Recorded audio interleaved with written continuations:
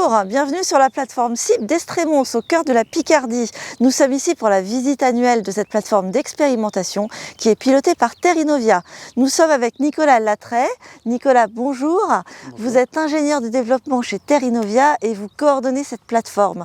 Pouvez-vous nous dire quel est l'objectif de cette visite annuelle aux agriculteurs et aux techniciens ?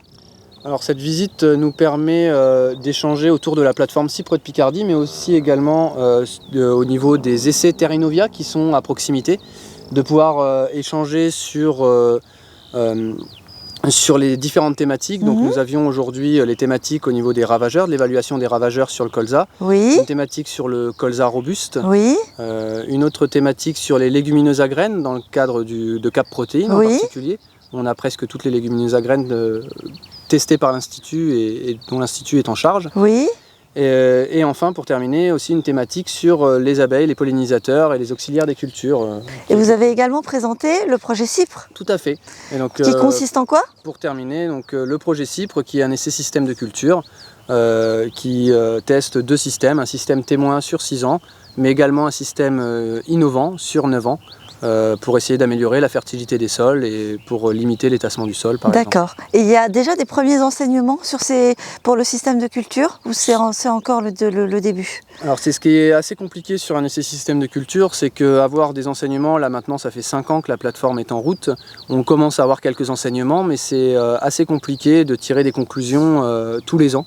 On sait qu'il y a quelques leviers qui fonctionnent, comme le colza derrière une légumineuse, type un pois de conserve, qui valorise très bien l'azote. On peut avoir aussi le streptil sur le colza qui fonctionne très bien. Par contre, on a un peu plus de déboires sur le streptil betterave dans les limons qui sont un peu plus compliqués à faire fonctionner. Merci beaucoup Nicolas Latret.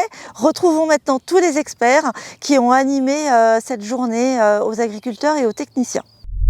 Michael Geloun, bonjour, vous êtes ingénieur de développement chez Terrinovia. Pouvez-vous nous dire ce que vous avez appris aux agriculteurs et aux techniciens qui étaient présents aujourd'hui? Donc nous avons abordé un atelier sur le colza robuste. Donc nous avons détaillé 2 temps forts de cette conduite. La première, arriver à faire lever le colza, donc en abordant toutes les notions d'implantation et de structuration du sol. Et le deuxième aspect, sur la façon dont on peut arriver à faire pousser le colza sur l'hiver.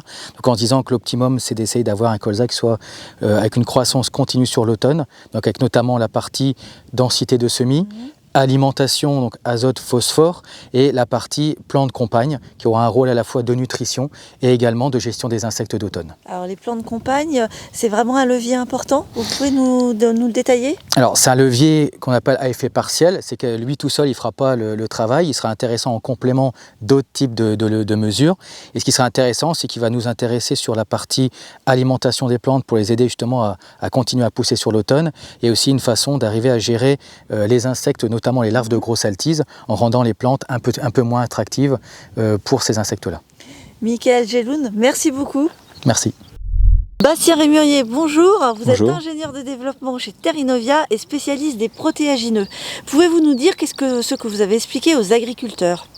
Oui, bien sûr. Donc bonjour à tous. Donc effectivement, aujourd'hui, lors de cette journée, on a pu voir en détail un peu l'ensemble des légumineuses à graines, que ce soit les pois, les févroles, les lupins, mais également aussi pois chiches, lentilles et soja, pour faire découvrir d'une part les itinéraires techniques de ces cultures-là aux agriculteurs des Hauts-de-France, également parler des enjeux agronomiques, des enjeux aussi débouchés, et replacer un peu le contexte, donc l'enjeu de ces cultures au sein du plan protéines, donc au sein du plan protéines actuellement acté en France.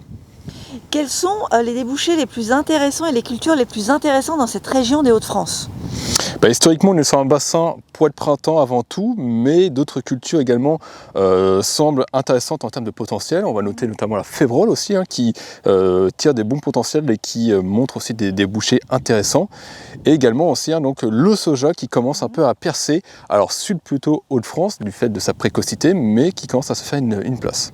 Merci beaucoup Bastien. De rien.